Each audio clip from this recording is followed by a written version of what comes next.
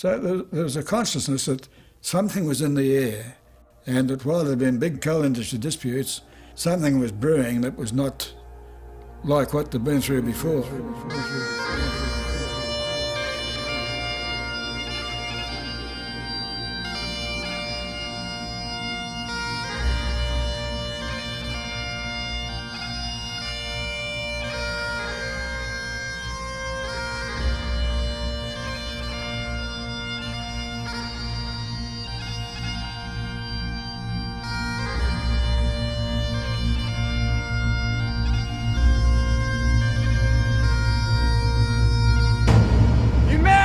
Stop there!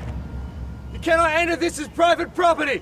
We're coming through, you're not going to stop us, mate. Come on, Darcy, come on, mate. We work here, Come son. on. You can't going to stop us. Stop! Stop! Stop!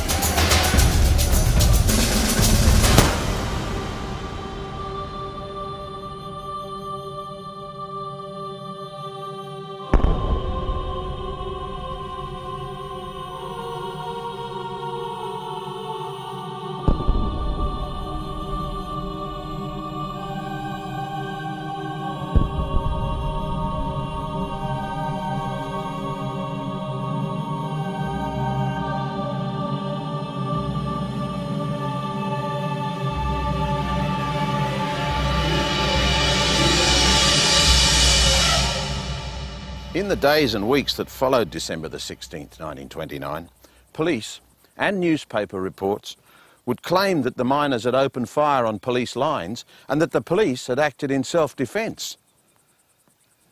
This was not true. The miners were unarmed.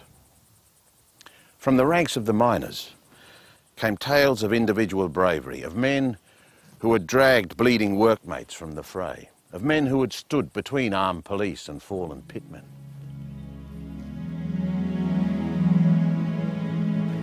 This policeman fired. He could have hit me, but he hit Bob. And when I seen what happened, his hat was off and the blood streaming down his face. And he said, "Fill up again, you bastard, have another go." They're jumping over us to try and get away from the bullets. Lots of things happened when we first went in that we had to get out or get shot, one of the two. And I was one of the unlucky ones that got shot. So they were firing at our backs and we were in retreat, which we thought was cowardly.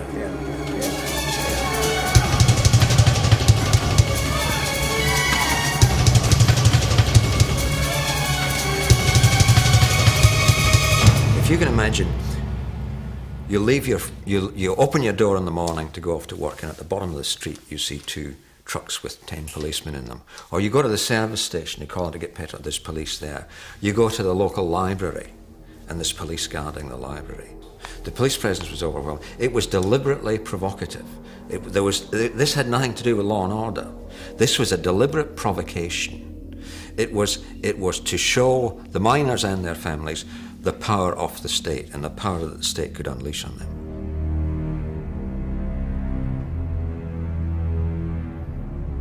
By the end of April, the lockout had become like a title fight between two heavyweight boxers. Both were exhausted by the struggle. Both refused to give in. It would be a fight to the end. It could be a 20% pay cut.